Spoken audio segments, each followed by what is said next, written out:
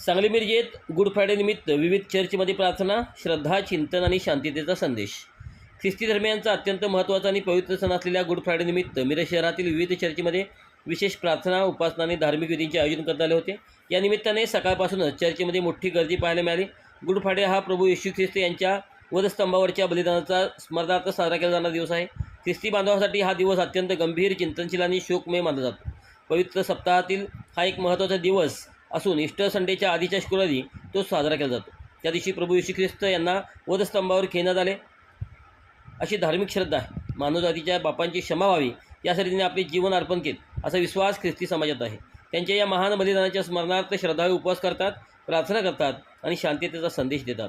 यानंतर तिसऱ्या दिवशी प्रभू येशू ख्रिस्त यांचे पुनरुत्पादन झाले ते दिवस ईस्टर म्हणून मोठ्या उत्साहात साजरा केला जातो. मिरज शहरातील रोजरी चर्चसह इतर चर्चमध्येही विशेष प्रार्थना सभा घेण्यात आल्या.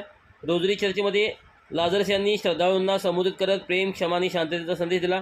त्यांनी आपल्या प्रवचनात सांगितले की प्रभू येशू ख्रिस्त त्यांच्या बलिदानातून मानवतेला प्रेम, सहिष्णुता आणि क्षमाशीलतेचा संदेश मिळतो. समाजात एकोपा आणि शांतता राखणे हीच खरी शिकवणीची अंमलबजावणी आहे.